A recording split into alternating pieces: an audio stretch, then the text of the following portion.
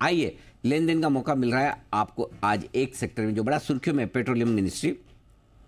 हरदीप सिंह पुरी साहब ने फिर से इस मंत्रालय की जिम्मेदारी आज फिर संभाली है और उसके बाद उन्होंने कई सारे बड़े इंटरेस्टिंग और बड़े स्टेटमेंट्स दिए, जिसकी डिटेल्स लेकर हमारे साथ जुड़े हैं वरुण बताइए। उसके बाद सुदीप शाह साहब से हमें कुछ सवाल पूछना है इस पर। तो अनिल जी, उन्होंने काफ़ी सारे स्टेटमेंट्स दिए। एक तो बीपीसीएल को लेके दिया कि क्यों इसको बेचे, ज़रूरत नहीं है, या नई रिफाइनरी जो है उसकी शुरुआत करेंगे। लेकिन सबसे बड़ा उनका स्टेटमेंट फिर से एक बार पेट्रोल और डीजल को जीएसटी के दायरे में लाने का था। उन्होंने फिर से एक बार रिआइटरेट किया कि सरकार जो है वो पेट्रोल और डीजल को जीएसटी के दायरे में लाना चाहती है। हालांकि देखिए, जब से जीएसटी लागू हुआ है तब से लगातार यही कहते जा रहे हैं कि जीएसटी के दायरे में लाना चाहते हैं, लेकिन कहीं ना कहीं स्टेट्स के साथ ये सहमति नहीं बन रही थी और अभी भी ये सहमति बनी है नहीं बनी है, कैसे बनाएंगे ये तो यही जानते हैं। लेकिन हाँ, इनकी मंशा ज़रूर है जीएसटी के अंतर्गत लाने की। देखिए, अगर जीएसटी के अंदर पेट्रोल और डीजल आता है तो ये आम आदमी के लिए एक बहुत अच्छी बात होगी। क्यों? क्योंकि अभी आप जो पेट्रोल डीजल खरीदते हैं, समझिए 100 रुपये के आसपास का खरीदते हैं, तो उसमें आपका 30 से 40 रुपये जो है, मिनिमम बता रहा हूँ मैं, ऑन एन एवरेज आपका एक्साइज और वैट में निकल जाता है। आप देखिए, सरकार का जो एक्साइज का आंकड़ा है करीब 35% के आसपास का एक्साइज सरकार ले जाती है और डीजल पे ये एक्साइज जो है वो करीब 28% के आसपास का है। वैट अगर आप देखेंगे तो हर स्टेट के लिए अलग होता है। जैसे कि दिल्ली में अगर आप देखेंगे तो पेट्रोल पे जो वैट है 19.4% है, डीजल पे 16.75% है। मुंबई में अगर आप देखें तो पेट्रोल पे 26%, डीजल पे 24%, तेलंगाना में तो 35% पेट्रोल पे है, डीजल पे 27% है।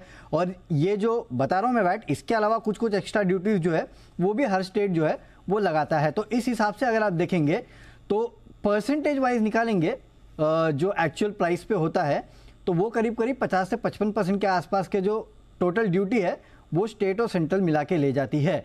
तो अगर जीएसटी के दायरे में आया और अगर सबसे higher price band, higher band यानी कि 28% पे भी आ गया, तो आपके समझिए ना कि 28 रुपये के आसपास का जीएसटी लगेगा, जो फिलहाल करीब 30 से 40 रुपये के आसपास लगता है। तो नहीं आपको हो सकता है कि 15-20 रुपये के आसपास का पर लीटर पेट्रोल का फायदा जो है वो कम से कम हो सकता है अगर ये जीएसटी के अंतर्गत आया। 15 रुपए पर लीटर कम से कम बता रहा हूँ अनिल जी। मैं तो अगर जीएसटी दाम कम हो जाएंगे। हाँ अनिल जी, क्यों मालूम, ये कह रहा हूँ मैं, क्योंकि आपका जो एक्साइज और वैट लगता है वो जो आपका इनिशियल प्राइस होता है उसके ऊपर लगता है, फाइनल प्राइस पे नहीं लगता है वो, राइट। तो जब इनिशियल प्राइस पे आपका 28% जीएसटी लगेगा तो समझिए 55 रुपए के ऊपर आपने 19-20%, 35% के आसपास का एक्साइज लगाया, तो आप सिर्फ 28% का जीएसटी लगाएंगे और बाकी 16% तो 17% जो स्टेट का है वो तो छूट ही जाएगा।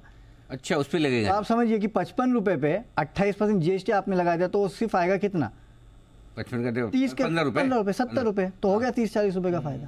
अरे वाह, सो ऐसा होगा। क्या तुम कमाल इसके लिए मैंने प्राइस वाइज दिखाया, परसेंटेज वाइज नहीं करवा रहे हो। कब करवा रहे हो? कराओ जी, 7 साल से हो ही रहा है। हमारी तो गाड़ी बहुत डीजल पीती है, पेट्रोल पीती है, ऐसा मतलब भर के सर। मेरी सीएनजी है ना, इसके लिए नहीं करा रहा। हम गैस के दाम बढ़वाते हैं। ये करवाइए। नहीं, लेकिन ये बड़ा बेनिफिट हो सकता है अगर हुआ तो। अगर तो क्या, पहले दिन हरदीप सिंह साहब, पुरी साहब बोले पहले दिन नहीं विश्वास करने की वजह क्या है? करेंगे ना, अगर सामने से बोल रहे हैं भाई मेरे एजेंडा पे है, राइट, ये तो बड़ी चीज हो जाएगी। और उसका समय आ गया है सर, समय आगे कर देना चाहिए ना, कर देना चाहिए, आइडियली तो कर देना चाहिए, बहुत अच्छा होगा। आई मीन सब जगह अगर आप देखेंगे तो इक्वल आपके प्राइसेस जो है वो सेम रहेंगे, वो पैरिटी भी नहीं रहेगी यहाँ।